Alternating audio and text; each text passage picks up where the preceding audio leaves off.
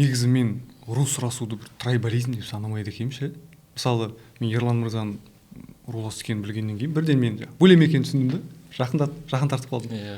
Иә, сондықтан мен ондайға қарсы емеспін жалпы ру сұрасуды.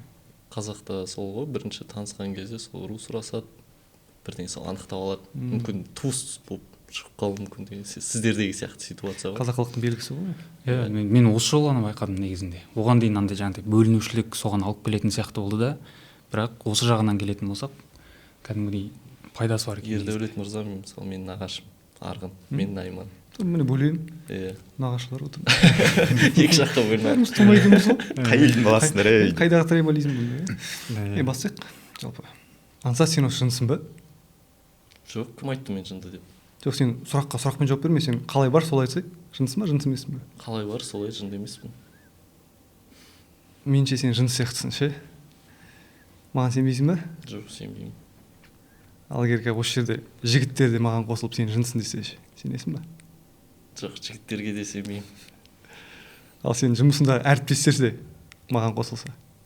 Бола берсін, сенбеймін. Ал сен ата-анаң, тума-туыстарың, бүкіл мына қоғам тұрып, Аңсат сен жындысың десе, қалай? Уже ойланып қалдың, не? Сенімсіздік пайда болды. Значит, сен жындысың. Әзілдеймін. Негізі неге біз мына жындылық тақырыбын қозғап жатырмыз? Сіздер өздеріңіз білесіздер, бірақ көрермендеріміз білмейді. Себебі бүгінгі талқының мән мағынасын толыққанды ашу үшін біз төртеуміз отырып жындының кейпін киіп халіне енуіміз керек, сезінуіміз керек. Бүгін біз Астар подкастта алғаш рет шетел әдебиетін талқылаймыз. Талқылайтын кітабымыз әйгілі американ жазушысы Кен Кезидің Көкектің ұясы деген романы. Бұл әлемдік классикаға жатады. Және бұл романның қазақ тіліндегі аудармасын сіздер тек Фолиант кітап баспасынан сатып аласыздар. Және бұл Фолиант баспасы біздің бүгінгі шығарылымның демеушісі. Сондықтан біз Фолиант баспасына үлкен алғысымызды білдіреміз. Жалпы өздеріңіз қарап отырсаңыздар, бұған дейін де біз Гауһартас шығармасын талдаған кезде көрдіңіздер, қандай әдемі мұқаба. Және бұл Кен Кезидің Көкектің ұясы шығармасында дәл осындай мәнді, мағыналы мына кітаптың мұқабасынан да соны көруге болады. Фолиантқа көп рахмет. Бүгін біз талқымызды бастайық. Бұл Астар подкаст 4-ші бөлім. Біз кітаптың мазмұнына емес, мәнінен үлеміз. Кеттік.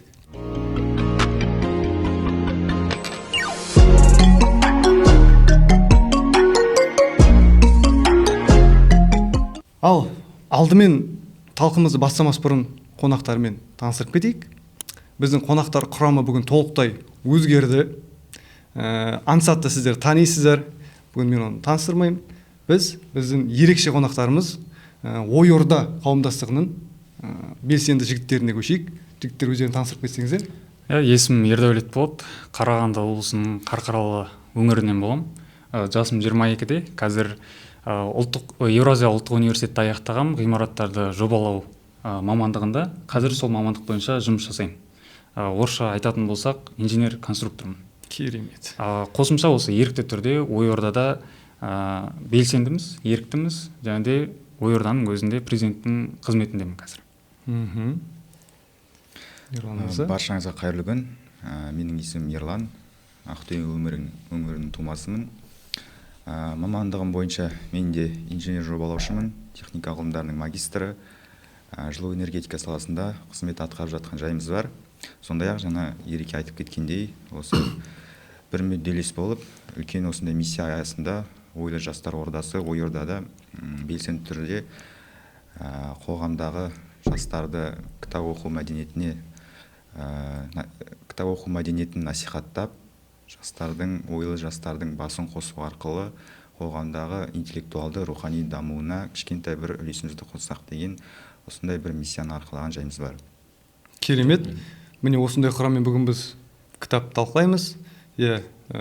Өте толқып отырмын, себебі айтылатын зат көп. Мына кітап кәдімгідей үлкен бір ойларға, идеяларға толы еді. Ал талқыға көшейік. Жалпы талқыны бастамас бұрын негізі мына көрермендерге түсіндіріп кетейік, қалай жағдай қалай болып жатқан. Оқиға Америка құрама штаттарында Орегон деген қалада, немесе штат па ол, Орегон деген қалада науқастарға арналған, психикалық ауытқуы бар науқастарға арналған емханада болып жатыр. Ол емхананың бас медбикесі бар, Милдред Ретчет деген, және науқастар бар. Жалпы өмір емханада өз бір бағытымен жүріп жатады. Науқастардың бәрі Ретчеттің айтқанын толықтай бұлжытпай орындайды. Бұл жерде Ретчет деген ол жерде кәдімгідей царь бог дей ма, орысша айтқанда, деген бәрі бір мезетте орындалады. Ретчетке қарсы шығу деген өз-өзіне өлім жариялаумен бірдей де. Бәрі солай бір бағытта жүріп жатады, ешқандай өзгерістер болмайды. Бірақ бір кезде емханаға бір ерекше науқас түседі. Патрик Рэндалл МакМерфи деген. Осыдан кейін мына қалыпты өмір бұзылады. Енді сіздерге алғашқы сұрақ, осы шығармадағы басты кейіпкерлерді анықтап өтейік. Қалай ойлайсыздар? Кім бұл жерде басты кейіпкер? Жаңа сіз айтқан Ретчет хан. Сіз деп отырмын. Және де көсем, осы көсемнің, яғни сөйлей алмайтын, ести алмайтын кейіптегі көсем деген жігітте басты рөлге жататын сияқты кейіпкерлердің бірі. Үнді тайпасының жаңағы өкілі ғой. Жалпы біз бұл шығармадағы оқиғалардың бәрін көсемнің көзімен көреміз, оның айтуымен.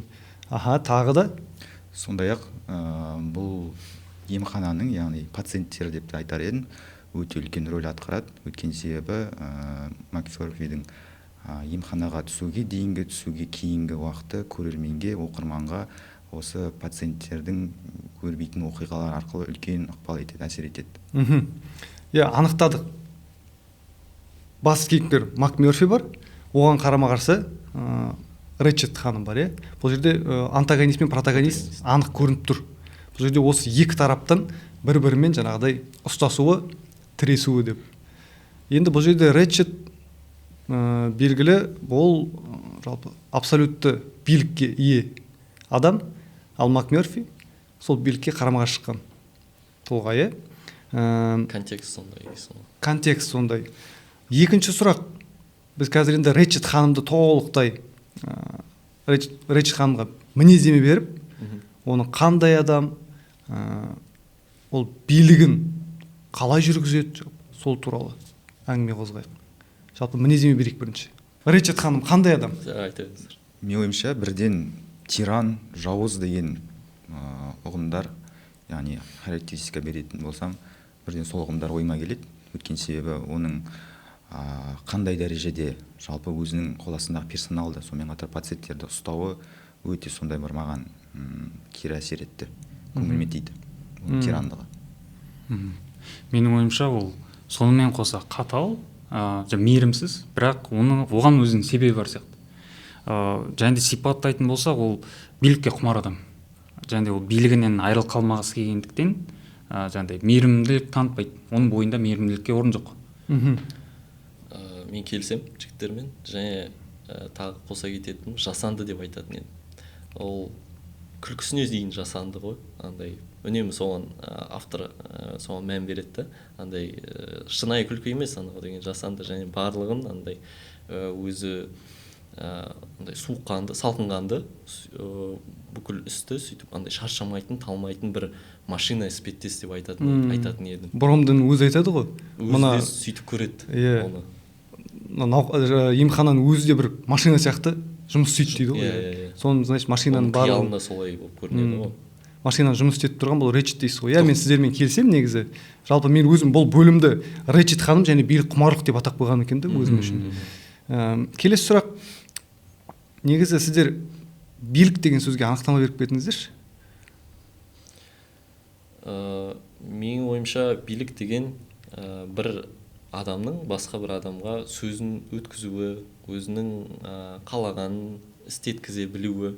Бұл жалпы табиғатта да жануарлар әлемінде де бар деп айтуға болады. Мысалы бәріміз ертегілерден білеміз, аңдар патшасы арыстан деген сияқты. Ол ең күшті, ең мықты, сол үшін де ол өзінің сол үстемдігін орнатады, мысалы жануарлар әлемінде. Мында да енді адамдардың арасында да сондай бір күшті мықты біреу шықса, ол өзінің билігін орнатады деп айтар едім. Ал қандай биліктің түрлерін білесіздер жалпы өздеріңіз? Билікті қалай классификациялауға болады?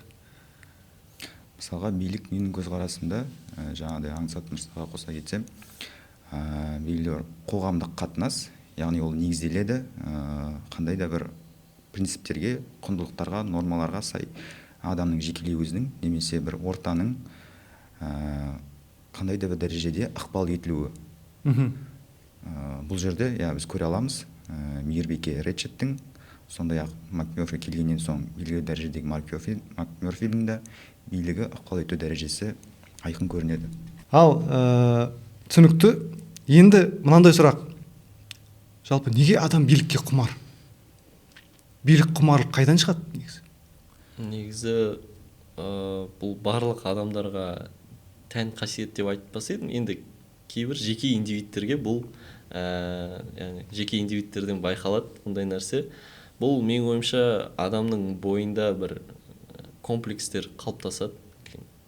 Бала травмасы дейміз ба, енді адамның ішінде бір сондай қуыс болады.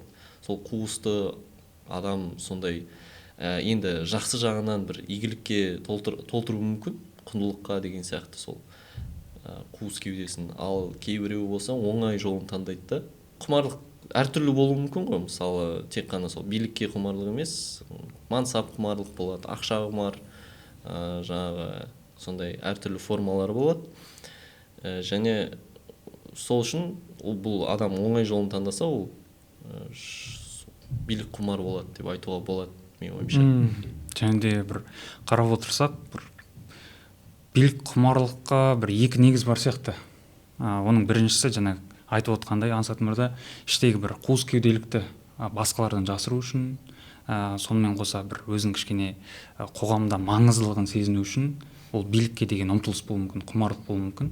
Ал екіншіден алатын болсақ, бұл андай сияқты, жақсы нәрсе істегісі келеді, бірақ оның өзінің күші жетпейтіндігін біледі. Көп адамның басын қосатын болса, ол үлкен нәрселер істеуге болатындығын біледі да, билікке сөйтіп құмартуы да мүмкін деп ойлаймын адамдар. Керемет. Жалпы енді біз өздеріңіз айтып тұрсыздар жаңа, Рэтчет ханымның бойында билік құмарлық бар, жоқ емес. Ал енді ол билікті Рэтчет қандай әдістерді қолдану арқылы жүргізеді? Неге науқастар Рэтчетті тыңдайды? Неге одан қорқады мысалы? Жалпы мейірбике Рэтчет, мен айтар едім, эмоционалды тұрғыда, эмоционалды интеллекті өте жетілген адам, яғни психикалық тұрақты, өте шебер манипулятор десек те болады. Оның бірінші кезекте өзінің қол астындағы, яғни персонал қызметкерлерін шоғырландыру, екінші кезекте оның андай жасанды қолдан істелген иллюзия жасау арқылы, былайша айтқанда пациенттерді қалай уыз ашса алақанында жұмса жұдырығында ұстап атқаны көрінеді. Ол мына жерде де шығармада келтірілген қарапайым көздің қылығы арқылы жаңағы бір-бірін сөз екі айтпай түсінісіп отырады. Сонымен қатар бұл жердегі жаңа бастапқыда айтып кеттіңіз, үлкен жүйенің бір бөлшегі ретінде, одан кейін иерархиядан тұрған қарапайым қуыршақтар ұқсап бақылап отыруында. Яғни үлкен бір махинаның бөлшегі. Сол себептен мен айтар едім. Андай сияқты, ішкі болмысын сындырып, адамның өзіне тәуелді қылып қоюға тырысады. Керемет айттың. Бір-бірі жайлы ақпарат жинатады ғой, анау. Оны қазір кейінірек айтамыз ол туралы. Соны жаңа тағы қоса кетейінші, қызық бір инсайт деп айтсам болады. Манипуляция дейді ғой. Манипуляция деп айттыңыз ғой. МакМёрфи, Рэтчет ханым басқа бір медбикемен сөйлесіп жатқан кезде, олардың жеке бөлмесінде, МакМёрфи жайлы манипулятор деп айтқан еді. Сол момент қызық болды, андай өзі де манипулятор ғой, бірақ басқа біреуді сөйтіп кінәлап отыр сондай. Нені көріп тұр ғой? Конкуренцияны көріп тұр ғой МакМёрфидің бойында билікке деген.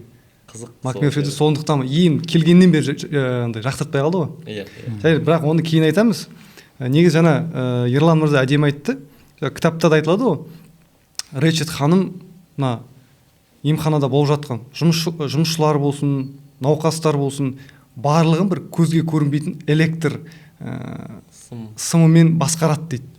Және олар бір не дейді, жоғары вольтты жек көрінішпен, араларында сондай бір жоғары вольтты жек көрініш бар дейді. Сол арқылы олар бір-бірін ымсыз түсінеді дейді ғой жұмысшылар. Керемет айтылған. Негізі шынымен Рэчет ханымның билігі бұл емханада андай абсолютті, ешкім оған бір не істемейді. Автократия. Автократия деуге болады.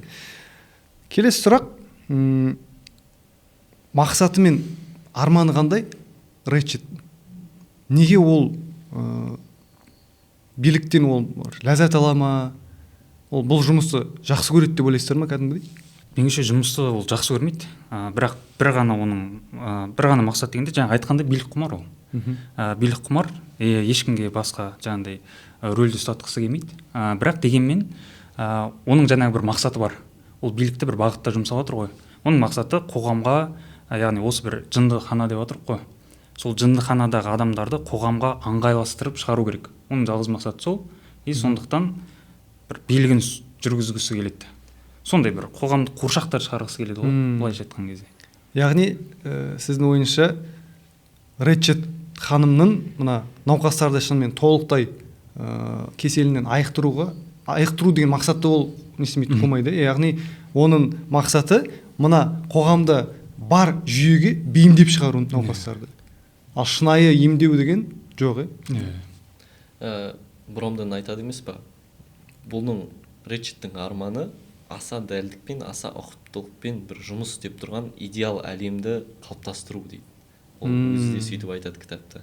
Яғни бұл енді орысша эффективность дейді, анау тиімділік. Байқасаңыздар бір жерінде андай қылып жазады. Біз ең олардың дувалында ма бір жерінде андай не болады, грамота сияқты.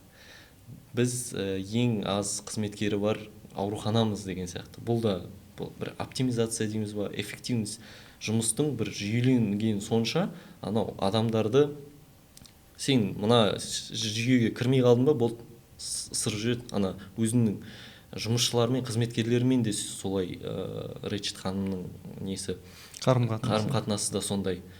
Адам көп деді ғой, жаңағы бірге жұмыс істей алмаған, үйіндегі проблемалардың барлығын сол Рэчеттен көреді дейді. Тіпті сондай болып кеткен де бар. Бұл менің ойымша бұның жақсы тұстары да бар. Негізі бұл системаның мысалы бұл енді әркім өз ісін біледі да. Бұндай жүйе құрылса, әркім өз ісін біледі. Тіпті мына кітапта пациенттердің өзі андай монополия ойнаса да, карта ойнаса да, оларға сол ойнау үшін белгілі бір уақыт берілген. Ол да бұл механизмнің демек жұмыс істеп тұруына бір қорек дейміз ба, яғни мысалы бұлар монополия карта ойнамаса бұл механизм қирап қалуы мүмкін деген сияқты бір қызықты жым пайда болды да. Мен түсіндім. Егер бұл жүйе бір игі мақсатта жұмыс жасаса, негізі жақсы болатын еді. Бастапқы идеясы сондай болса, бір ізгілікке шақыратын сондай болса, ол тіптен жақсы болатын еді. Жалпы Рэчет ханымның неге жақсы жақтары да бар ғой негізі. Ол мысалы кітапта беріледі, ол тәртіпті, дисциплинаны сүйетін адам. Егер оның жаңағыдай механизмында бір кішкентай құрылғысы жұмыс істемей қалса, оның мазасы кетеді бірден.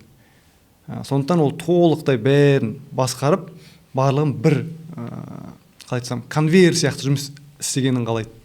Шынымен. Комбинат дейді ғой. Зауыт деп. Зауыт. Шынымен жаңа мақта зауыты сияқты ғана Бромдың айтады ғой. Бұл емхана мақта зауыты сияқты. Ол жағдай түрлі-түрлі шестеренкалары андай бар ғой. Сағаттың ішіндегі бүйтіп айналып жатқан, бір нәрсесі тұрып қалса, бүкіл сағат тұрып қалады. Сағаттың тілі жүрмей қалады. Сол сияқты емханадағы жұмыс та сондай жүріп жатыр да, бәрі бір-бірімен байланысты, бір-біріне ықпал етіп тұрады. Және оның жүрегі немесе миы дейді, ол Рэчет. Рэчет ханымның басқару жүйесінде мейірім мен махаббатқа орын бар ма? Қалай ойлайсыздар? Жоқ. Жоқ? Жоқ.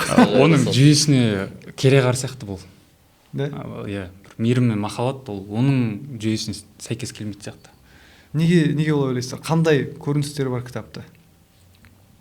Менің ойымша бұған дейінгі айтылған пікірлерді қорыта келе мынандай тұжырым шығаруға болады. Оның мысалға осы пациенттердің өздері негізгі о баста сау адамдар, мүмкін Речет ханым немесе оның жоғарысындағы жүйе аурулар шығар. Сол жерден пайда болады. Екінші мәрте ол психикалық тұрақтылығы тұрақсыз болса қалай болады еді. Сол жағын ойланып көрсеңіздер, мүлде басқаша сценарий шығатын сияқты. Өйткенше ішіндегі жаңағыдай бір қуысты жамау үшін осы жүйеге еніп, осы иерархия арқылы көтеріліп, осындай бір қоғамды өзінің жаңағыдай иегіне илеу мақсатында сол мүддеде тынбай аянбай қызмет етіп, жаңағыдай айтып жатсыз ғой, тоқтаусыз механизм сияқты бір конвейерлік жүйеге негізделген қуыршақтарды андай шығару мақсатында қоғамның иегіне бейімделген ешқандай эмоционалды адамның индивидтілігін сындырылған жүйеге негізделген адамдарды жаңағы ауруханадан, емханадан шығару негізгі мақсаты деп көремін. Сол себепті мынандай бір кітаптағы шығармада оқыған тұжырымдық ойлардан кейін ол кісіден бір мейірімнің шуағы бар деп айту кішкене қисынға келмейді. Яғни жаңағыдай қуыршақтарды шығару үшін негізі мейірім мен махаббат керек жоқ дейсіз ғой. Тек жаңағыдай билігін жүргізе берсең, ол соның өзі жеткілікті деп тұрсыздар ғой. Мейірім, махаббат дегенде тіпті эмоцияға тыйым салған сияқты көрінеді ғой. Ана жерде күлкі жоқ деп те айтылады, мысалы көп жерінде. Жалпы бұл келісемін айтылғандармен. Бұл жүйе жұмыс істеп тұру үшін мына жерде эмоцияға, мейірімге, махаббатқа жол жоқ деген сияқты. Речет ханым туралы түсінікті. Енді келесі бір бас кейіпкер, ол Бромдым деп айттық. Бромдың мына шығармада біз Бромдың көзімен көріп жатырық бүкіл оқиғаларды. Негізі Бромдыңға мінезіне берейікші қазір. Қандай адам? Ол негізі сабырлы. Өйткені сабырлы дегенде ол негізі сөйлеу білетін, еститін адам еді. Бірақ бұл кітапта оның кейпі сөйлемейтін, естімейтін адамның рөлінде болады. Басқалар білмейді, мылқау деп ойлайды оны. Қаншама жылдар бойы солай жүрген, сондықтан оған бір сабырлық қасиетін бере алатын сияқтымыз. Не деген шыдам деймін да, соншама жыл жүріп, бір сөз айтып қалмай. Ол қалай сіз шыдамдықтан деп тұрсыз ба, әлде ол қорыққаннан ба? Қалай ойлайсыздар? Меніңше Бромдың бұл жерде жаңағыдай сөйлеуге қорыққандықтан, себебі ол қазір сөйлесе, оған репрессиялық шаралар қолдану мүмкін, Речет ханым. Сондықтан ол жаңағыдай андай сөз бар ғой орыстарда, моя хата с краю деген сияқты. Меніңше Бромдың да сол тактиканы қолданған сияқты. Мен ештеңені естімеймін, мен ештеңені айтпаймын. Кімдерді, мысалы, жұмысшыларда Речет ханымның өзі де Бромдыңды бір адамға санамайды ғой. Оның көзінше сөйлей береді, айта береді өз ойларын. Себебі Бромдыңды бір олар тек тазалағыш машина деп қабылдайды. Шынымен, Тағы да Бромдың туралы. Жаңағы пікіріңізге сәйкес, тазалағыш машина демекші, оның қитұрқы жоспарларының бәрі ақылдасатын кабинеттерінде Бромдың ол жерде тазалықшы ретінде оның қабырғаларын, терезелерін, әйнектерін сүртіп жүрген кезде ол жаңағыдай қитұрқы жоспарларының бәрін ашықтан ашық айта беретін еді. Сол кезде байқайтын нәрсеміз, Бромдың сол нәрседегі болып жатқан былықтың бәрін өзіне сіңіріп, соның бәрін өзінде жинай берген. Сондай-ақ ол бұл жерден сабырлықтың да бір ұстамдылық, сонымен қатар Бромдыңның ішкі бір жан айқайы десек те байқауға болады. Өйткені себебі оның бәрін өзіне сіңіре берді, бөлісетін де ешкім жоқ, қалай айтады, кімге айтады деген. Ол нәрсе оны тербеп кернеп атты ішіндегілер.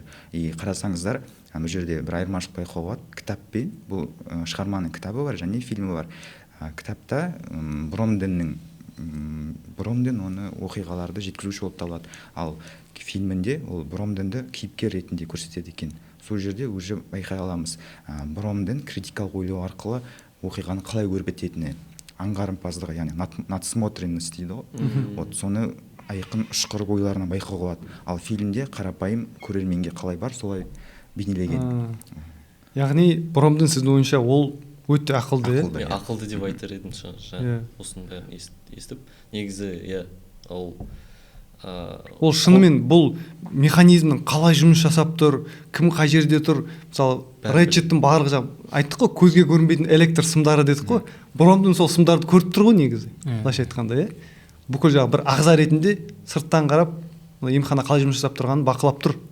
Оны түсініп тұр бәрін. бірақ өзінің жаңағыдай күш қуаты жетпейді оған қарсы бір тұруға. ол сынған ғой. Иә, уже қоғамға осы бір жүйеге қарсы келе алмайтындығын, еш нәрсе білмейтінін біледі да жаңағыдай. Сондықтан сынып, қорқып, сөйтіп сырттан ғана. Ол саналы түрде күресуге бас тартқан адам деуге болады. Берілген адам. негізі сол былай мынандай ой келді да, жаңа қорыққаннан ақылды болып кетті деген сияқты ғой. Ол ана қорқады, сол үшін андай алдын алып бүкіл ненің ситуацияны осылай маған осылай ыңғайлы деп шешім қабылдаған сияқты. Осылай мен тірі қаламын деген, өлмеймін деген. Иә, өлмеудің жолын іздеп. Өлмеудің жолы. Жаңағыдай. Оған да ақыл керек дейсіз ғой. Керемет. Ал енді келесі бөлімге көшейік. Келесі бөлімді мен науқастар және терапевтік қауымдастық деп атадым.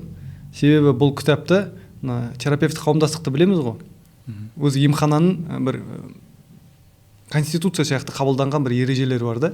Оны Речет ханым терапевтік қауымдастық деп атайды. Және әр жаңадан келген жаңадан науқас келгенде бүкіл жаңағы науқастардың бәрін жинап терапевтік қауымдастықты қайталап алады. Сосын жаңағы ана жерінде бар ғой, мысалы Бромдың мына терапевтік қауымдастық қаншама қайталанды, мен тіпті әр сөзіне дейін жаттап алдым дейді ғой. Жалпы қалай ойлайсыздар? Бұл терапевтік қауымдастық оның бір емдік қасиеті бар ма? Науқастарға жақсы эффект. Ол қалай жүзеге асыратынын түсіндіріп жүру керек шығар онда. Шынымен қазір мен мына кітаптан оқып жіберейін сол жеріне. Біздің оқырмандарға, көрермендерге түсінікті болсын. Дәрігердің бағана бірталай уақытын желге ұшырып айтқан терапевтік қауымдастық теориясын мен әлдеқашан жаттап алғам. Тіпті оны дәрігерден кем айтпаймын дейді. Бромдан айтып жатыр бұны. Ондағы мәліметке сенсек, госпитальдағы адамдар қалыпты қоғамға жіберілмес бұрын осындай топпен өмір сүруді үйрену, өзін ұстау, көмектесу деген талаптарға сай болу керек. Ал кімнің есі дұрыс, кімдікі бұрысын осындағы басқару билігі шешеді. Жаңағыдай мен басында қалай айттым, сен жынсың ба дегенде жынды емеспін дедің ғой. Ал біз алдық та бәрін қоғаммен бәрін сен жынды екенін шешіп тастадық. Иә, уже жындым. Иә. Сол сияқты бұл жерде билік шешеді бәрін. Адам науқас ол жынды ма, әлде сау ма деген сияқты. Енді қараңыздар, тыңдаңыздар. Анық бір нәрсе, сіз қалыпты өмірге оралуды қаласаңыз, мұның барлығын орындайсыз. Мұнда жаңа пациент түскен сайын дәрігер келіп осы ортақ теорияны қайталайды. Айтуынша, терапевтік қауымдастық дегеніміз науқастардың пікірмен санасатын және толық бақылаудағы демократиялық бөлім. Яғни бұл демократиялық бөлім. Бұл жерде адамдардың ойымен санасады. Ойымен санасады, иә. Бір автократия дейін десең, заңды түрде негізі демократия деген сөзі бар. Ана сіз не жайлы айтқыңыз келіп тұр? Если ты понимаешь, о чем я. Ана жерінде бар ғой, бәрі дауыс бергенде. Еседі ме? Макмерфи бейсбол көрейік дейді ғой. Сол кезде қалай дауыс берейік? Қолдарын көтеріңдер, кім көргісі келеді? Бәрі көргісі келеді, бірақ ешкім қолын көтермейді. Яғни бұл заңды өздерінің мүмкіндіктері болса да дауыс беруге қолданбау. Бірақ қолданбайды. Неге қолданбайды деп ойлайсыздар? Сенбейді ғой өздеріне. Яғни жүйенің өз бағытымен кете беретіндігін біледі. Сондықтан олар да әрекетті доғарған ғой. Ой, олар білгендерін істейді деген сияқты. Үміт оты сөнген дейсіз ғой. Иә, солай десе де болады сияқты. Бұл тұрғыда айта кету керек, Хардинг деген жаңағы ол жердегі науқастардың басшысы келеді. Ол өте интеллигентті, яғни шығармадан сипаттағандай жоғары білімі бар, сондай тұлға, бір өте интеллект деңгейі жоғары. Сонымен қатар ол ашық кәдімгідей мойындайды Макмерфиға ең алғаш келген кезде, біз үй қояны сияқтымыз дейді. Үй қояны сияқты өз еркімізбен осы жерде бұдан сырт қоғамға бейімделе алмағандықтан біздің Речет сияқты, жаңағыдай Гнуссен деп айтады, сол сияқты қасқыр, иә, билік жүргізгенін қалаймыз. Соны өзіміз қабылдап, осы жерде отырмыз дегенге келтіріп әкеледі. Сол жері қатты тиеді кәдімгі. Макмерфидің өзі мойынсұндық деп тұр ғой. Сонда олар саналы түрде өздерінің жаңағыдай ерік қалауларынан бас тартып тұр ғой. Мен үшін сен таңдай бер, мен үшін сен дауыс бере бер деген сияқты. Бірақ андай сәл бұрмаланған жері де бар ғой сайлаудың. Қандай? 20-да 20 болып тұра ма, сондай қателесесің. Неге сол кезде Речет қабылдамай қойды. Кім Макмерфи жүгіріп барып, ана басқаларын сол жерде отырған науқастардың дауыстарын жинайды, қолдарын көтермейді, аналар сөйтіп кімді жаңағы көсем қолын көтерткізеді қателеспесем, оны бірақ оны қалап тұрған жоқ. Санамай қояды. Иә, санамай қояды, содан кейін сөйтіп. Енді мына жерде жаңағы терапияның мақсаты туралы айтқан дәрігер. Терапияның мақсаты бұл ортаны еркін демократиялық аумаққа айналдыру. Біздің госпиталь бейне кішкене әлем, адамдар өмір сүретін үлкен әлемнің кішкене моделі, масштабты прототипі секілді. Үлкен әлемге оралатын күнге деген дайындықты біздер осылай жасаймыз дейді. Мысалы, ал керек болса кәдімгідей кішкене әлемді, шынымен бұл емхананы Ерлан мырза айтқандай біз бір кішкене мемлекет деп білеміз, және науқастар оның тұрғындары. Речет ол президент, былай айтқанда диктатор деуге болады. Қоса кетсем, негізі осындай терапевтік қауымдастықтар, терапиялар, топтық терапиялар жалпы біздің өмірде де кездеседі. Мысалы, алкоголиктердің қауымдастықтары, топтары бар. Олар өздері сол жерге барып, жаңағы ішкі сол несін проблемаларын айтады. Осы тұрып мен алкоголикпін деп айтатындар бар еді ғой. Бірақ менің ойымша мына жердегі сол кеше ойландым да, айырмашылығы неде деген сияқты. Негізі осындай терапиялар адамға көмектесу керек, керісінше. Терапия деген сөздің өзі ол емдеу деген сөз. Емдеу деген сөз. Мында адамдар өз еркімен келген жоқ. Сондай бір ой келді да маған. Өз еркімен келген жоқ деп ойлайсыз ба? Жаңа мысалы алкоголиктер қауымдастығы болса, ол жақта адамдар өз еркімен келеді, өздерінің сол несін ішін ақтарады деген сияқты. Ал мында да жаңа осы терапияға өз еркімен бармайды ғой, оны речет жинайды, сөйтіп айтқызады, ана жерде сол былығын шығарады деген сияқты ғой. Сол үшін де бұл терапияның көмегі де пайдасы да жоқ деп ойлаймын. Яғни емдік қасиеті жоқ. Емдік қасиеті жоқ. Несі жаңағы теріс жағы ол өзін айтып, қалай айтайын, басқаларға тәуелді қылу сияқты. Өз-өзін ұмытады, басқалар оған баға береді да, ол басқаларға тәуелді болып кететін сияқты. Сол тәуелділікті арттыру үшін басқаларға осы терапия жүзеге асатын сияқты. Иә, сосын журналға жазады ғой оның барлығын. Ол демек андай жазылатын нәрсе болғасын, анау тарихта қалады деген сөзді. Мысалы, ол тек қана сөз жүзінде, мысалы, олар өздерінің сол нелерін, проблемаларын айтып тарқап кетсе, ол жақсы да, жеңілдеп қаласың деген сияқты. Ана жерде речеттің мақсаты басқа ғой, ниеті басқа. Ол жазып алады журналға. Негізі көрермендерге айтып кететін зат, жалпы мына терапиялық қауымдастықтың бір ережесі бар. Егер кез келген науқас басқа науқас туралы бір мәліметтерді естісе, мысалы кішкентай кезінде қалай не жасақ қойды, ақпарат жинайды да, оны жаңағыдай Речет ханымның бір арнайы жаңағы журналы бар, соған келіп жазып қояды. Жалпы мынандай бір негізі бұл кітап 61 жыл шықты ма? 62 жыл жарық көрді. Ол заманда біз білеміз, Кеңес одағы нағыз бір тоталитарлық режимнің үлгісі болып отырды. Соған әдейі жазған о деме осы автор негізі? Иә, соның аллюзиясы деп айтса болады. Сол көбінесе авторларда көрінетін андай белгілі нәрседе, ол көргенін жазады, қағазға түсіреді деген сияқты. Режиссер болсын, яғни мына автократиялық биліктің, режимнің адамдарға деген ықпалы көрсетілген ғой мына жерде. Жаңа Ансат мырза бір жерде айтып кетті, қалай ықпал ететін автократиялық режим. Ол болмысты емдей ме, әлде керісінше ыдырата ма? Қалай айтуға болады? Өз зиянын тигізе ме?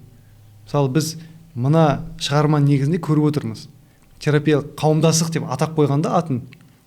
Бірақ ана жерде тура мағынасында қоғамды ыдыратады, адамды ыдыратады. Біріншіден тура мағынасында және ауыспалы мағынасында да бар. Тура мағынасында ол іріткі салады арасына. Жаңағы науқастар бір-біріне жаңағыдай жауызданып кәдімгідей. Себебі мысалы Ердәулет мырза тұрып, менің бір жаңағы кішкентай кезімде косягымды алып барып берсе, мысалы донос жасаса, былайша айтқанда, мен оған сосын қарама-қарсы әрекет қолданамын. Иә, сол сияқты бұл жерден бір бірлік кетеді қоғамнан. Ыдыраңқы, иә. Сосын ауыспалы мағынасында ол болмысты, мысалы кезген тұлғаның тұлғалық ерекшеліктерін құртады, оны бір жаңағы айттық қой, конвейерға салады. бәрі біріне бірі ұқсаған, ешқандай бір жағдай ерекшелік жоқ, тұлғалық бір жағдай қасиеттері дамымаған, сондай қылып шығарады да, мысалы тәрбиелейді. Ол мысалы ем ба, және бұл терапия емдік эффект бере ме дегенде, мен Шәкәрім Құдайберді атамыздың бір керемет сыр сөзін таптым, соны оқып берейін. Тамам жанның мінін айт, жалған айтпай шынын айт, аяп ішің жылып айт, адамды бастыр ілгері, сөккенің болсын сүйгенің, достығың болсын күйгенің, ащы тілмен тигенің жоғалсын деп міндері дейді.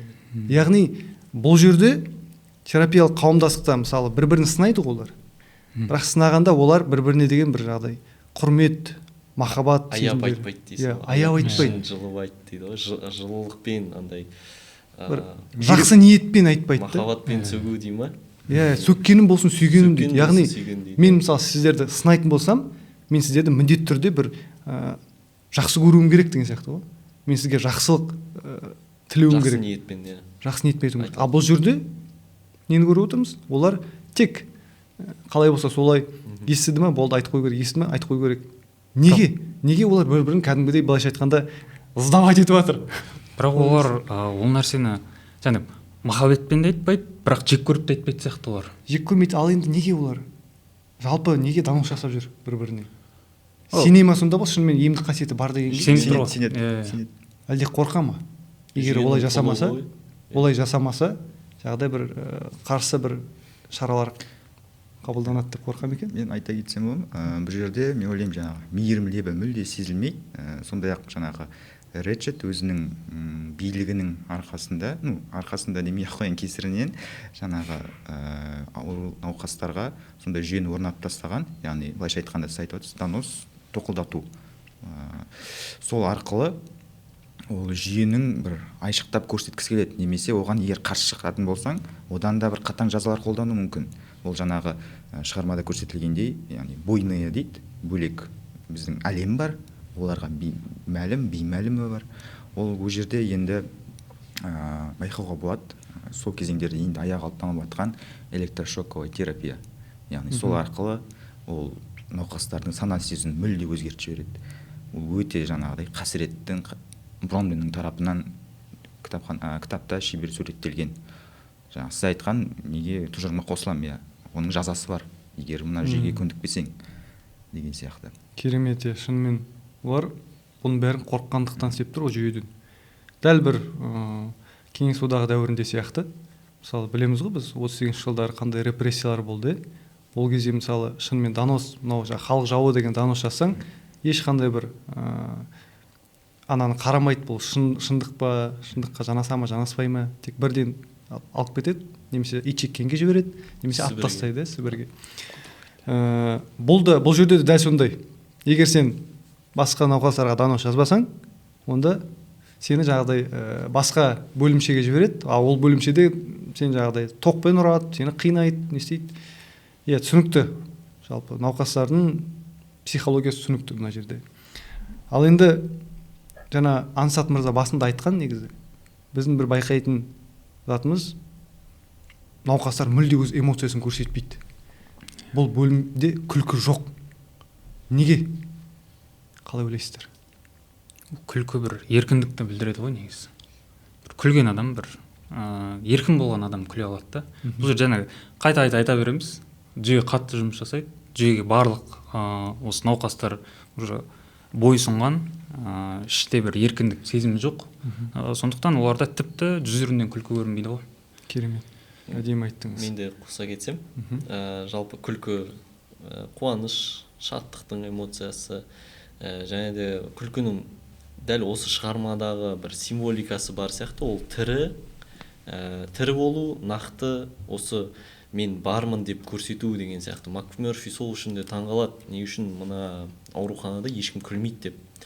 Және бұның символикасын тағы ашықтай кететін болсақ, бұл ирония, әлемге ирония призмасы арқылы қарау, жаңағы күліп қарау, өзінің кемшіліктерін болса, өзіне де күле алу деген сияқты бір қасиетті көрсететін сияқты. Сол үшін мына шығармада ойынның маңызы зор. Байқасаңыздар, бұлар үнемі сол бір ойында жүреді да, андай бәсеке жасайды, андай бір-бірімен жарысады деген сияқты, андай покер ойнайды, монополия ойнайды, ақшаға болсын, бәрібір де андай Макмёрфидің мына жердегі миссиясы бұл күлкі сыйлау, ол өйткені басқаларды да күлдіртеді. Макмёрфи туралы қазір кейін айтамыз. Келген жоқ па. Иә, бұл әлі Макмёрфи келген жоқ әлі. Жақсы. Макмёрфиге дейінгі науқастардың жағдайы ғой бұл. иә Аха. Енді жаңағы күлкі туралы мына жерде кітапта былай келтірілген. Күлуді жоғалтқан адам өзін де жоғалтады дейді.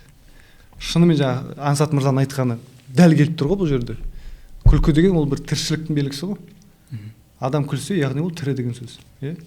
Сіз қалай ойлайсыз, Ерлан мырза? былайша айтқанда иә эмоциялық тұрғыда жұтақ болған адамдар енді ол жерден соған қоса кететін тұжырым мына жерде мәнін бір жоғалтқандай болады.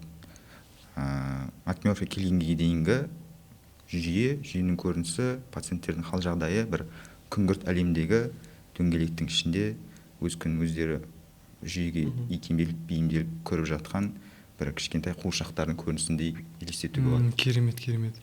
Бірақ мен ойлаймын шынымен адамдарды қаншалықты сондай басып тастау керек, олар бір табиғатынан оларға қалай айтсам, мысалы адамға мен сізге мысалы күлуге деген запрет қоя алмаймын ғой, тыйым сала алмаймын ғой мен. Ансат мысалы күлме деп мен саған, мен қанша айтсам да бәрібір де күлесің ғой. Бірақ науқастар мүлде күлмейді мысалы. Эмоцияларын мүлде білдірмейді, тіпті күлкілі болса да. Ол сонда қаншалықты олардың жағдайлары мүшкіл екенін көруге болады бұл жерден. Ал енді келесі біздің бөліміміз Макмёрфи және еркіндік феномені деп аталады. Макмёрфиге оралайық. Макмёрфиге бірінші мінездеме берейік, иә? Қандай адам? Макмёрфи тек өзінің қара басын ойлайтын эгоист болып келеді басында. Содан бастадым. Иә. Ол қайсар, еркін.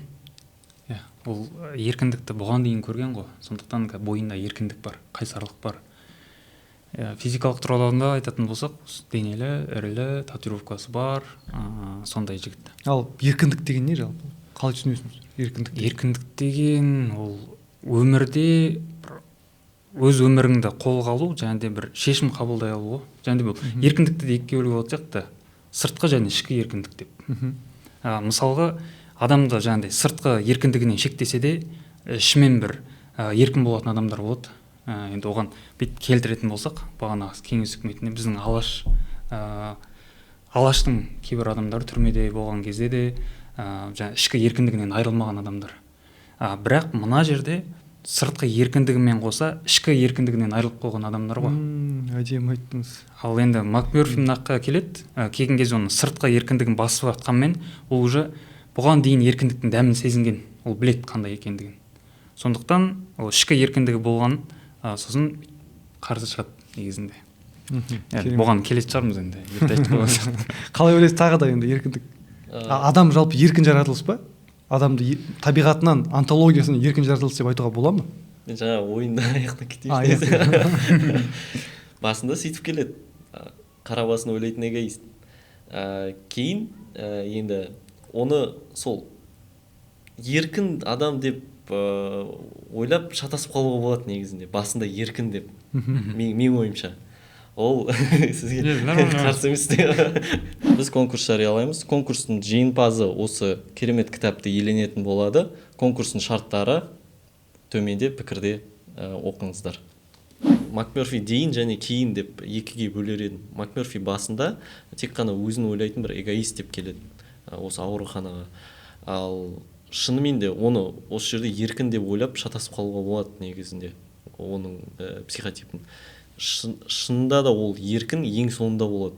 Оған енді еркіндікке толық жетеді соңында. Бұған дейін сонда Макмёрфи ол еркіндік. Біз мысалы Ричард ханымға қарсы жасаған әрекеттеріміз еркіндіктің жаңағы несі деп айта алмаймыз ба? Белгісі деп? Ішкі еркіндік. Батылдық деп айтар едім, бірақ ол шынымен де еркіндіктің түп төркіні менің ойымша бұл басқаларға және қоғамға сен бір ісің пайдаға асса, шынымен де тек қана өзіне емес, сол кезде де сен өзіңді бір жанкештілікпен өзіңді құрбан етсең, сол кезде сен еркін бола аласың. Оған дейін ол келіп алып соны істеді ғой негізінде. жаңағыдай дауыс берді. бірақ оның қарсы ниеті шықты. ондай емес еді ғой негізінде. ниеті басқа деп тұрсыздар ғой, басында иә? ниеті басқа сияқты еді. ол тек ана жерде өзінің қара басын ойлап істеп тұр ғой, барлық істегені осы. Мысалы жаңағы Істеді, бейсбол қарағанда мысалы бәрін көтеріп тұр, себебі ол бейсбол өзі қарағысы келеді бейсболды. Ол немесе оған адамдар тек қана ол инструментті, өйткені ол өзі жалғыз айта алмайды да, оған басқа адамдар керек соны ана мақсатына жету үшін, жүзеге асыру үшін. Дұрыс қой онда. Дұрыс қой, ол бұған дейін еркін болып келді, мында келді да, жаңағы оның еркіндігін шектеп еді, ішкі еркіндігін сыртпен шектеп еді, ол қарсы тұрды. Және де жалғыз қарсы тұра алмайтынын білді да, басқаларын шақырды ғой дауыс беруге. Бәрібір еркіндіктің байланысы бар сияқты. бәрібір еркіндік бар дейсіз ғой, иә? Ал енді жаңағы менің сұрағым ше. Сондай-ақ мына жерден манағы билік тақырыбын басқарып кетуге болады. Еркіндікке ұмтылу арқылы ол жаңағы қарамағына сол жердегі науқастарды яғни стимул ету арқылы билікке бір табан жақындауға, ұмтылуға, қандай да бір дәрежедегі сол жердегі жаңағы ретшетке қарсы келу арқылы өзінің ішкі наразылығын, сыртқы наразылығын көрсету арқылы биліктің де адам екенін көруге болады. Ол мына жердегі жүйеге былай көнеге салатын адам емес. Былайша айтқанда енді таза маскулиндік байқалуға болады. Еркін, азат, сондай бір үлкен тұлғаны елеп есет деп айтсам болады. Енді жаңағы мен сұрағыма оралайықшы. Адам негізі туғаннан ол еркін жаратылыс па? Иә, туғаннан еркін жаратылыс. Бірақ қоғамның бір шектеулері болады. Шектеулі түрде еркін дейміз ба? Еркін, бірақ шектейді бәрібір қоғам. Сонда ол, бірақ ол сонда еркін емес болып қала ма сонда? Соны түсінбей тұрмын, сенден сұрап тұрмын. Андай нәрсе бар ғой. Мен мысалы өзімнің құмарым бар ішімде деген сияқты, жаңағы билік, мансап, ақша деген сияқты. Бірақ мен соны алуға менің қолым жетіп тұр деген сияқты. Мен еркіндігім бар. Мен соған жете аламын. Бірақ менің оны алмауға да еркіндігім бар деген нәрсе де бар да. Сол үшін қателеспесем логотерапияда солай деп келтіріледі еркіндіктің несі, феномені. Ол мен бірдеңе кейде енді шынымен де өзім бірдеңе қол жеткізу үшін, андай сол пайдалы іс жасау үшін сен сол еркінсің, бірақ кейде сол еркіндігін андай өзіне бір қалай айтсам қайшы болады деген сияқты ғой. Мен түсіндім. Былай айтқыңыз келіп тұр ғой негізі. Мысалы МакМерфидің жағдайын алсақ, МакМерфи еркін адам, бірақ толықтай еркін емес. Неге? Себебі ол мына жасап жатқан барлық әрекеттері басында емханаға келгендегі ол өзінің құмарлығын қандыру үшін. Дұрыс па? Ол мысалы неге? Ол өзі негізі не ғой, карта ойнайды ғой. Ойнайды. Иә, азартный адам ғой жалпы. Ойын құмар. Ойын құмар жаңағы өзінің жаңағы сол құмарлығын қандыру үшін ол карта ойнайды, ол жаңағы бейсбол қарайды. Оның бәрі тек мына нәпсісі дейміз ғой енді. Адам нәпсі бар, сол нәпсісін қандырып жүр негізі. Ал ол бір жасап жатқан іс әрекетінде мана науқастардың жағдайын жақсартайын, бір жағдай ортақ бір мүдде үшін күресейін деп жасап жатқан жоқ басында, иә. Сондықтан біз оны еркін емес деп айтамыз сонда, иә. Бастапқыда. Сонда еркін деген жақсылықты ойлайтын ғана еркін бола алмайды ғой. Ол бір рухани еркін дейміз ба, бір сондай бір не қосу керек сияқты. Бұл сіздің ойыңыз деп. Жоқ, мысалы, қараңыз, мысалы, бұл менің ойым деп. Мен мысалы еркін адаммын деймін да. Жоқ, қарсы емеспін, жоқ түсінуге тырысып отырмын да. Қараңыз, дұрыс айтам, сіз де дұрыс айтып тұрсыз. Арты ерегіс болып кетті. Мен еркін адаммын деп тұрмын да, бірақ өзім ойыма келген бәрін жасай беремін. Мен еркінмін ғой себебі. Мен қалағаным, мысалы, не істеймін, мысалы, қаншалықты демалғым келсе демаламын, жұмыс жасағым келмейді, мысалы, жауапкершілік арқаламаймын, себебі мен еркінмін ғой, өзім білемін не істесем де. Ол да еркіндік. Ол еркіндік па? Мысалы, шынына келгенде мен оны мысалы еркіндік деп санамаушы едім. Себебі еркіндік қай уақытта феномен ретінде көрінеді, оның қасында жауапкершілік болған кезде дейді ғой мысалы. Иә, сіздер оныңызбен келісемін. Мен жай еркіндікті айтып отырмын да. Жалпы дефиниция. Таңдау еркі бар ғой деген нәрсе ғой. Сондықтан ол еркінді деген сияқты айтып тұрмын. Дұрыс айтасыздар, иә. Бірақ МакМерфидің жағдайында ол екіге бөлуге болады, иә. Ол МакМерфи басында келген кезде ол тек жаңағыдай өзінің тек қара басының қамын ғана ойлады, иә. ал кейін келе соңынан таман қазір біз оны талқылап кетеміз. Енді жаңа осы айтылғаннан кейін біз МакМерфиді қаһарман деп айта аламыз ба? Ол мына батыр, біздің заманымыздың батыры деп айтуға бола ма оны? Қалай ойлайсыздар? Бұл андай дәстүрлі қаһарман сияқты емес сияқты. Аха. Біз түсінетіндей қаһарман емес. Бірақ дәл осы жағдайда басқалардың көзіне, жаңағыдай сіз айтқан соңына қарай бәрібір бір батыл қаһарман деп қарасақ болады оған. Бірақ дәстүрлі қаһарман емес, себебі оның өзінің кемшіліктері бар, және ойын құмарлығы бар. Бірақ дәл осы кезге келген кезде еркіндікке қатысты бір қаһармандық танытқан сияқты негізінде ол. Сіздер қалай ойлайсыз? Менің ойымша да қаһарман деуге толық негіз бар. Өйткені себебі жаңа сіздің жауапкершілігіңізден шығады. Басында ол келген кезде, яғни дейінгі бастапқы кезде келген МакМерфи ол жаңағыдай жеңілтек, ойын құмар, әр нәрге көрсе қызар болып, өз мүддесін ғана ойлап келеді де. Ал содан кейін оның уақыт өте келе сол жердегі жаңағыдай бір боль дейді ғой, яғни ауыртпашылықты байқау арқылы, науқастардың жағдаятын өзінің бойына сіңіру арқылы бір ойланады ғой, адам ойлану арқылы сондай бір дәрежеге жеткендей бір белгілі дәрежедегі кемелдікке жеткендей болып табылады. Сол арқылы ол жаңағыдай өзіне жауапкершілік артып, жаңағыдай, яғни мен жамбасам кім жаңағы жапылдап деген сияқты сол жердегі адамдарды бір қараңғылықтан алып шығуды өзінің жауапкершілігіне, бір мүддесіне борышы ретінде танып біліп, сол мақсатта ары қарай. Ал енді осы жерде мынандай сұрақ қойғым келіп тұр. МакМерфидің кемелдікке жетуіне не ықпал етті? Неге ол басында айттық қой, ол жағдай сәл өз-өзін ғана ойлап қалған деп, өзімшілдік басым болды. Бірақ уақыт өте келе ол бір ұжымдық сана пайда болды да. Ол тек өзін ғана емес, басқаларды ойлай бастады. Соған не итермеледі? Қалай ойлайсыздар? Оған ана бір жағдай себеп қой. Бассейнге түскен кездегі бір жұмысшымен сөйлесіп қалады ғой. Сол кезде ол бұған дейін ойлаған еді, барлығы жаңағыдай мәжбүрсіз осы жерде отыр деп ойлаған еді. Барлығының мезгілдері бар деп ойлады. Бірақ сол жерде бір адаммен сөйлескенін қарайтын болса, олар адамдар өз қалауларымен отырғандығын біледі. Сосын ол адамдарды түсінеді. Яғни өз қалауларымен отырған жоқ, олар еркін емес та іштей. Сосын оларды түсінеді да, сендер өз қалауларымен отырсыңдар ғой деп іштегі бір оттардың жаққысы келеді. Деп ойлаймын. Осы момент, осы бір сәт әсер еткен сияқты. Яғни басында МакМерфи ол өзін негізі қалаған уақытында шығып кетем деп ойлады ғой. Ол негізі түрмеден ауысты ғой емханаға. Түрмеде белгілі бір уақыт береді ғой, осыншама уақыт отырасың деп. Сосын ол ойлады, қазір мен емханаға ауысып кетем, сол уақытымды өткізіп барып шығамын дегенде. Ал кейін ол жағдай білді, ол бұл жерде уақыты жоқ. Яғни қай уақытта дәрігер сен толық жазылдың, сен шығасың деп айтады, сол кезде ғана шығады екен да. Сол 1 жыл болуы мүмкін, 5 жыл мүмкін, 10 жыл немесе отыра беруі мүмкін. Соны біліп қалып. Ол нәрсе де бар, бірақ мен басқа науқастарға қатысты жағдайды айтып отырмын да. Оның қасындағы адамдар бар емес па? Оларды, ол да ойлады ғой, жаңағындай белгілі бір уақытқа дейін отырады, мен сияқты жүр деп. Ал қалғандары, олар өз қалауларымен отыр екен, яғни қоғамға шығудан қорқып, жаңағыдай өз болмыстарын қоғамға көрсеткісі келмейді, шектетілген болып сезінеді. Сосын мен қоғамға әлі дайын емеспін дейді да, сол жерде өз еркімен отыра береді. Сосын ол жаңағы ашуланған сияқты, сендердің таңдау еріктерің бар ғой, неге шықпайсыңдар еркіндікке деген сияқты. Сосын олар айтады, біз қоямыз дейді. Сосын ол соған ашуланған сияқты, іштеріндегі бір отты оятқысы келеді, қоян емессіңдер деген сияқты. Аналар еркін бола тұра, бірақ өз қалауларымен жаңағы еркіндіктерінен бас тартты. Және негізі МакМерфи емханадан шығуды армандайды ғой сонда. МакМерфи үшін еркіндікке шығу, шынайы еркіндікті иелену, ол бір жағдай мақсат.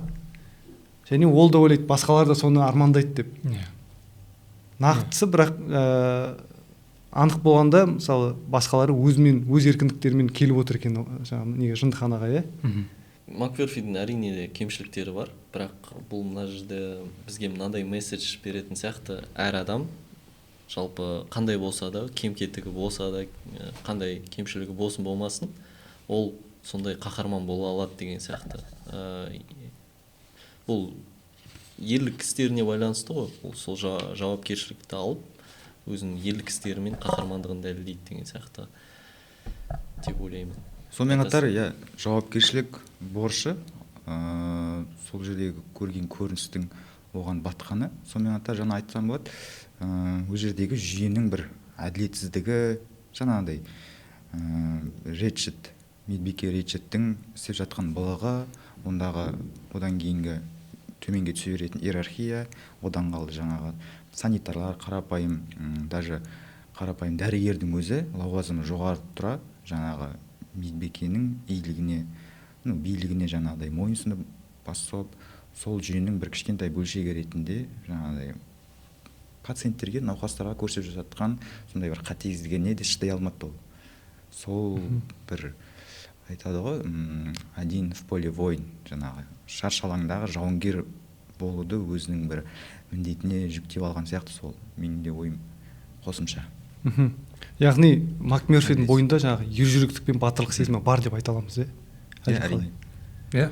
Жаңағыдай біз айтқандай, басында ол ержүректік батырлыққа саналмайды. Себебі ол кезде ол білген жоқ. Ол білместіктен болды. Білместіктен, ол жаңағы өзінің сол еріксіз емдеуде болған білген жоқ, тек қана сол құтқарушымен сөйлескеннен кейін ғана түсінді соны. Кітапта да жазылады, ол біраз уақыт андай МакМерфиді жоғалтып алғандай болдық дейді, ол өзіне ұқсамай кетті деп.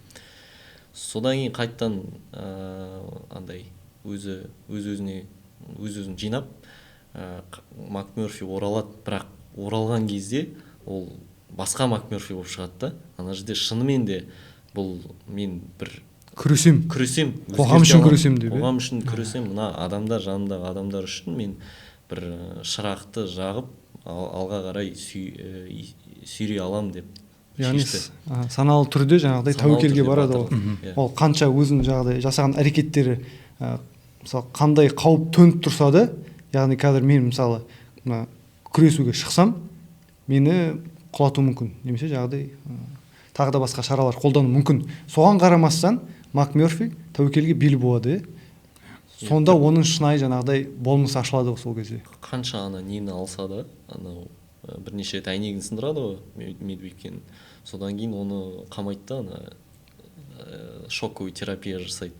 Қаншасын алса да ол андай сынбайды ғой. Бәрібір де андай алдыға баса береді деген. Иә, керемет. Яғни жаңағыдай нүкте, точка невозврата деп айтамыз ғой. Жаңағы сол бір рет бұл қайтып кетеді, бүкіл жаңағыдай жасаған әрекеттерінен айнып, үндемей қалады біраз уақыт. Сол кезде ойлап, содан кейін саналы түрде күреске шығады. Иә, енді жаңа мысалы айтып жатсаң, қаншама рет оны тоқпен ұрды, қаншама рет жазалады, бірақ МакМерфи берілмеді. Оның сол берілмеуіне, сондай бір қайсарлық танытуына не себеп болды? Бір нәрсе әкеле беремін. Ол ішкі еркіндігі ғой. Ішкі қайсарлық, бір батылдығы, жаңағы. Сол нәрсе деп айта беремін, сол нәрсе. Бірақ нәрсе айтамын. Негізі біз МакМерфиді бос айта аламыз ба деген сұрақ болды да менде. Бос? Жаңағы андай пустышка дейді ғой.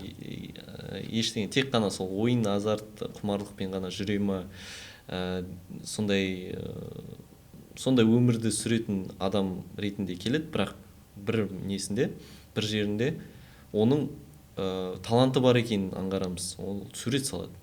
Өзінің андай сыртқы келбеті соған бір сай келмесе де, бұрынғыдан айтады ғой. Ол жаңағы үлкен алпауыт қолдарымен нелерді әдемі сурет салады. Бәрібір де сол МакМерфидің бойында бір сондай бір талант, жалпы өнер деген жақсы ғой, талант болғасын, ол жібермей тұрады да, андай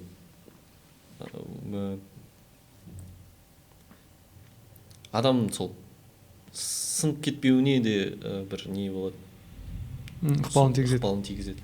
Ал енді келесі сұрақ, МакМерфи науқастарға қалай ықпал етті? Жаңа айттық қой, МакМерфиге дейін науқастардың жағдайы қандай болды? Енді МакМерфині біз суреттедік, МакМерфи емханаға келді, ал енді науқастарға қалай ықпал етті ол? Бір жаңа леп алып келді ғой. Жаңа леп, новая волна дейсің ғой. Фреш блад. Өміріне бір әрленген бояулар алып келді десем болады. Оның алдындағы картинаны біз байқаламыз. Күлгін қоңыр түстес болса, одан кейінгі пациенттердің науқастардың яғни ішіндегі Хардинг бар, Билли Бивит, Чесвик, біз айтып өткен баяндаушы Бромденнің өзі қалай жарқырап, қандай өзгешеленген адам болып шықты соңына қарай. Өте сондай бір мән дейді ғой, мән деп айтсуға да болады. Үлкен мән алып кетті өмірлеріне. Бромден сөйлей бастады ғой. Сол кезде айтсақ бола ма? Болады. Әрине. Бұл жерде өзгеруге ең жаңағыдай әсер еткен кез, яғни Макмерфи келді, бірақ жайлап өзінің қарсы шыға бастады билікке, бірақ ең бір мықты сәт, маңызды сәттердің, шешуші сәттердің бірі ол теңізге балық аулауға бару деп ойлаймын. Ол сол жердегі науқастарды алады да жаңағыдай кіммен, Ричардпен келіседі, медбикемен келіседі да, олардың барлығын балық аулауға алып кетеді. Сол жақта ана жердегі чыңдылар дейміз ғой, былайша айтқанда науқастар, олар өз-өздеріне сене бастайды ғой, еркіндікті сезінеді. Және де бір қарап отырсақ, теңіздің өзі теңізге шығып жатыр. Олар аң аулауға шығып жатқан жоқ, олар теңізге шығып жатыр да. Теңіздің өзі бір андай бізге бір не беретін сияқты. Теңіз еркіндік. Еркіндік, иә. Бір шексіздік, еркіндіктің символы сияқты. Сол жерде балық аулаудың өзі де онда бір күш бар екендігін білдіреді да. Әйтпесе бірдеңке істей алады екен деген өзіңе сенімділікті әкеледі. Керемет өтімізді. Шынымен былай айтуға болады ки, маған да бір ой келді. Сонда Макмерфи науқастарды еркіндіктің күшімен емдейді. Ричард керісінше еркіндіктерін алып қойды ғой, ал бұл еркіндік беріп тұр ғой мысалы. Содан науқастар өздеріне сенім пайда болып, өзінің жаңағы өтірік ауруларының кеселдерінен айығып кетті ғой. Иә, оған себеп жаңағы Бромденнің сөйлеп кетуі. Осыдан кейін де ол сөйлеп кетеді. Яғни ол еркін болған сезінген кезде, бір рухани өскен кезде ол сөйлей бастайды. Сен үлкен адам болдың деп айтады емес пе Бромденге? Бромден өзі үлкен ғой негізі. Өзі де 2.6 ма? 2 метр, бірақ ол өзін кішкентаймен деп қалды ғой. Сосын ана тұманның мәселесі қозғап кетейікші, біз жаңа басында қозғау керек едік негізі. Тұман деген, мысалы мен көрермендерге айтып кетейін, жалпы мына Бромденнің көзінше бүкіл емхананың барлығы тұманның ішінде жүріп жатыр да. Ол мен кітапты оқығанда басында ойлаймын, шынымен тұман бар ма деп, жаңағы тұман шығаратын машиналар бар ма деп. Ал шынына келгенде соңына таман түсіндім, ортасына таман түсіндім. Тұман ол жаңағы Бромденнің көзіне елестеп жатыр екен да. Ол символ екен, метафора дейік. Сол ненің белгісі ол тұман деген? Тұманды былай айшықтауға болатын сияқты. Сол кезеңдерде жындыханаларда мемлекет тарапынан ең алғаш ЛСД айтады ғой, синтетикалық наркотикалық шикізат қолданып бастады. И сонымен байланыстыра келсек, бұл тұман жаңағы санасына мүмкін Бромденнің ғана емес, мүмкін басқа пациенттерде де әртүрлі көріністі берген шығар, бірақ бізде оқырман тарапынан Бромден суреттеу бойынша бұл жерде бір тұман, яғни оның ішкі пайда болу арқылы ұйқыға кеткен кезде оның флешбек ретінде баяғы кездегі өзінің ұлы отан емес, кешірім сұраймын, екінші дүниежүзілік соғыстың ардагері екенін байқай аламыз. Сол кезеңдердегі оның соғыстың қырғыны көз алдына елестеу арқылы ол тұманмен де ұштастырады ғой, бір шарасыздық, бір белгісіздік, қорқыныштан сол тұманға сейіліп кету арқылы сол өзіндік бір айтады ғой, шынайылықтан бір уақыт ауытқуға, соған ұмтылысы келіп тұрғанын байқай аламыз біз Бромденнің. Яғни бұл менталды түрде адасу деген, олар адасып жүрген адам, ал тұманда адасу деген сол адасушылықтың белгісі, ішкі еркіндігінен айырылды деп айттың ғой өзіне. Сол сияқты жағдай ол саналы түрде санасын барлығы жағдай уланған, тұманның ішінде жүр, өз-өздерін тіпті көрмейді, басқаларды көрмейді. Басқаларын көрмегендіктен олармен бір қарым-қатынас құра да алмайды, шынымен. Бұдан жағда біздің проблеманың бәрі осыдан шығып жатыр. Ал енді Макмерф келгеннен кейін ол тұман сейілді деді, Бромден. Тұман сейіліп, ол өзін көре бастады, ол басқаларды көре бастады, қарым-қатынас құра бастады. Сөйтіп жаңағы балыққа шықты, жаңағы әдемі айтыңыз, еркіндіктің дәмін татты, жайлап өлген рухтары тіріле бастады науқастардың. Қорқынышта кетіп қалды деп айтуға болады. Қорқынышта кетті тұманмен бірге. Себебі жаңағы басында олар Ричард ханымға қарсы бір сөз қайталамаса, кейін бастап жаңағы Хардингтің өзі Ричардке жаңағыдай прикол жасай бастады, тиісіп, әзілдеп, мысалы, Ричардтың билігінің жаңағыдай абсолютті емес екенін сезінді да. Жалпы Бромденнің бізге оқырманға не үшін мылқау және саңырау келетін бір символикасы деп ойлаймын.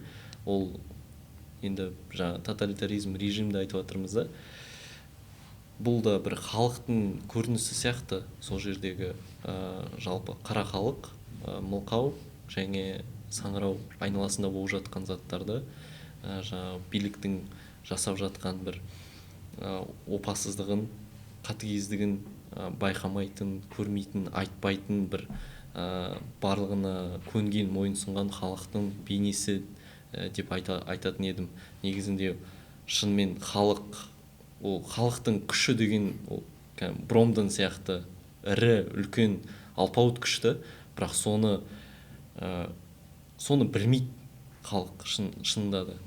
Тек қана жай өзінің кішкентай әлемінде өмір сүре бергісі келеді, тырп етпей, тек қана маған осылай ыңғайлы деп, басқа нәрсеге, басқа адамдардың проблемасына араласқысы келмейді. Яғни Құдайдан келген жаңа алпауыт күшті қолданбайды дейсіз ғой, ішіңіздегі жасырынған.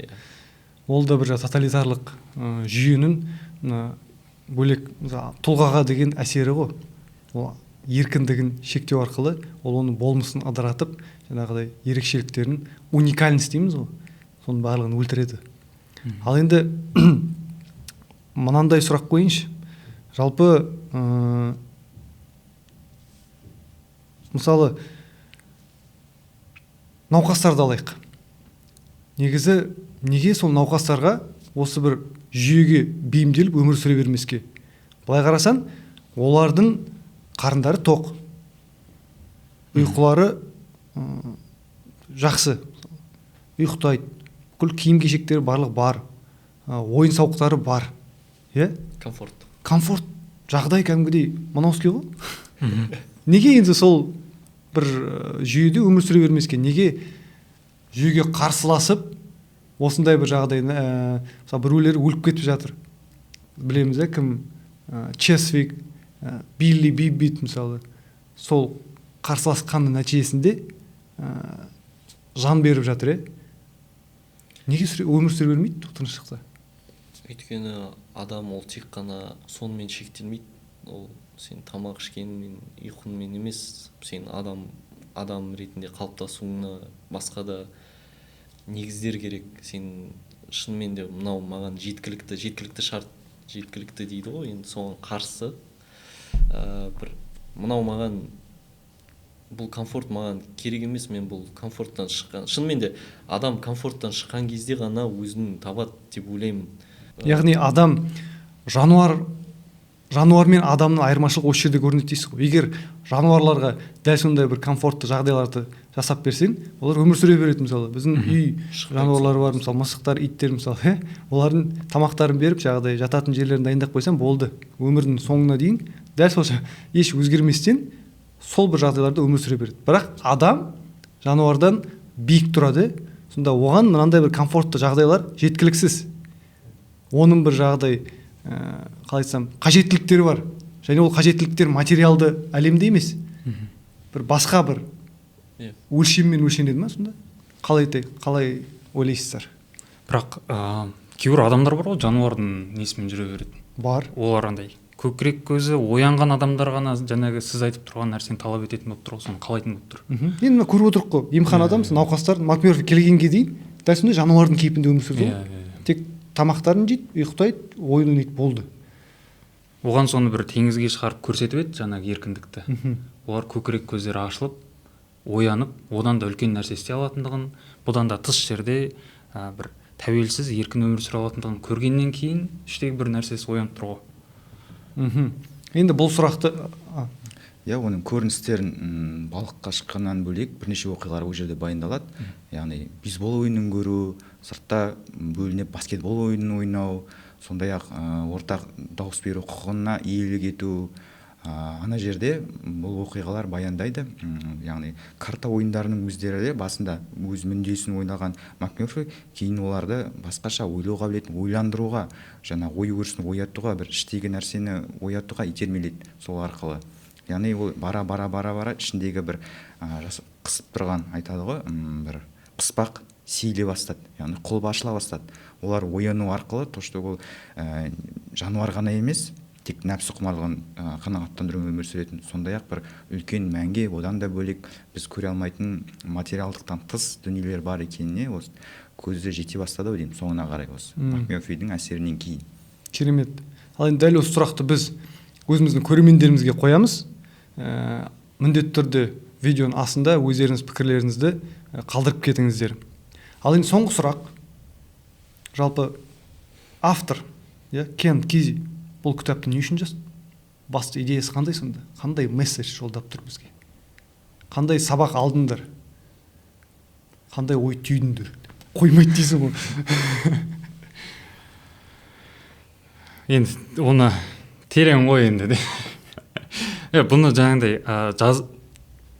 бұны жаңағы жазған уақытына да қарау керек сияқты. Жаңа сіз айттыңыз ғой, кеңес үкіметі кезіндегі жазылған шығарма деп. Сол жерде тек қана әлем кеңес үкіметімен шектелмейтіндігін, басқа әлем бар екендігін, жаңағыдай адамдар қаласа өзі қалаған жаңағы еркіндікке жете алатындығын бір түсіндіргісі келген сияқты. Бірақ біз көкірек көзді ашу үшін тек біреуді күтіп жүрмей әрекет ете беру керек шығар. Ол жердегі адамдарға да. Керемет. Ал енді Ереке, өзің қандай сабақ алдың? Мысалы, кітапты оқып шықты қал. Қандай ой түйдің сен? Бұл жерде енді барлық бір жүйе деп жатырмыз ғой. Біз де бір жүйенің бөлшегіміз. Сол бір сырттан қарауға бір мүмкіндік берген сияқты. Сырттан қарауға, жаңағыдай еркіндікті нағыз түсінуге деген сияқты. Біз де мүмкін сол бір жүйенің бір құрбанымыз ба деген бір ойды салып қояды деген нәрсені айтсам. Аппасты. Жоқ, бірақ сен бір әдемі ойды айттың. Сырттан қарау деген. Соны айта салайын, негізі, жоқ, мынан бәрін қалдырамыз. Болды. Өзінің проблеманы ойнап айтамын. Бір жақсы ой айттың. Адамға ғана тән бір қасиет бар. Адамды жануардан жаңа айттық қой, айыратын қандай жағдай мәселелер, қандай қасиеттер дедік қой. Адамды жануардан айыратын басты бір қасиеті ол сырттан өз-өзін бақылай алуы. Мысалы, жануарлар ондай қасиетке ие емес. Есеп береді. Адам өз-өзіне есеп береді. Ол self-transcendence деп аталады. Яғни сен өз-өзіңді сырттан бақылайсың және өз-өзіне есеп бересің. Бұл бір адамның бойындағы тәңірлік сипат деп айтуға болады. Маған жалпы андай ой келді. Енді әр адам өзіне қатысты нәрсені алатын шығар. Сол менде өзім ішкі проблемаларым кітапта айтылады ғой, мысалы жаңа аурулар теңізге шығатын кезде оларға барлығы күледі. Ана недегі жанармай құю станциясындағы адамдар да күледі. Анау теңіздің сол ана жанында тұрған адамдар да барлығы оларға күледі. Жынды деп бұлар аурулармен жаңа жанда жүрген қызды алып кетпекші болады ғой. Бұл жындылармен не істеп жүрсің деген сияқты. Менің ойымша сол керісінше бұл жалпы бір адамдарда любой адамда, кез келген адамда кемшілік бар, және сол кемшілігімен өмір сүруге болады. Сіз негізі сіздерге күлсе де, кемсітсе де, сіз ондай содан қайғыға салынып, андай неге бір күйзеліске түсіп кетпеу керексіз деп ойлаймын. Сондай нәрсені түйдім. Бұл жерде айта кететін жағдай, жалпы шығарманың атауы да, егер орысша аударатын болсақ, пролетая над гнездом кукушки дейді. Көкек, яғни кукушка, ол негізі ұя салмайтын құс екенімізді білеміз. Ал бұл жерде көкектің ұясы ретінде автордың айтқысы келгені менің ойымша былай сияқты. Бұл өте бір кереғар ұғым. Бұл жерден жалпылама алып қарайтын болсақ, сол бір кереғар әділетсіздік қалыптасқан ортада, бір қоғамда адамдардың, яғни көкектің ұясы деген бұл метафора ғой. Бұл жерде ішкі еркінсіздіктің айшықтау көрінісі сияқты кереғар ұғым келтіру арқылы. бір жағынан жаңағыдай жындылардың полетела кукушка деген ұғымы, екінші жағынан жаңа көкектің ұясы болмайтынын сөйтіп ұштастырып келтірген деген бір тұжырым бар. Менің бір тағы да түйген нәрсем, жүйеге сен қарсы шықпай немесе таптаурынына көнбей, ол белгілеген координаталардан тыс айналма жол тауып өту деп те бір саралауға болатын сияқты. Керемет. Негізі Ницшенің бір жақсы сөзі бар. Заблуждение не есть слепота, заблуждение есть трусость дейді. Яғни біз мына жердегі науқастардың неге ондай халге түскенін түсіндік қой. Еркіндіктерінен олар саналы түрде айырылды. Ненің кесірінен дегенде ол қорқақтық. Яғни олар қорқақтық, заблуждение есть трусость дейді ғой. Олар қорқақтық танытқан үшін адасты. Ал белгілі бір мына өмірдегі ақиқаттарға қол жеткізу үшін адам батырлық деген не дейміз ғой? Мысалы, батырлық деген ол бір ессіз, көзсіз жауға шабу емес. Ол мына адамның санасындағы қорқақтық сезімін саналы, мысалы, жүректегі ер жүректік қайсарлық рухы жеңу дейді. Мысалы, яғни біз саналы түрде өзіміздің қорқақтығымызды жеңеміз. Соның салдарынан біз жаңағыдай белгілі бір өмірлік шешімдерді қабылдаймыз да, яғни тәуекелге бел буамыз. Құрметті көрермен, осымен біздің талқы аяқталды. Міндетті түрде толықтай қарап шығып, өз пікірлеріңізді қалдырыңыздар. Және де тағы да қайталап кетейін, біздің бүгінгі шығарылымның, түсірілімнің демеушісі Фолиант кітап баспасы. Фолиант кітап баспасына тағы да біз өз алғысымызды білдіреміз. Міндетті түрде осы баспаның кітаптарын сатып алыңыздар. Біз бұнымен қоштаспаймыз. Келесі түсірілімдерде кездесеміз. Қош, сау болыңыздар.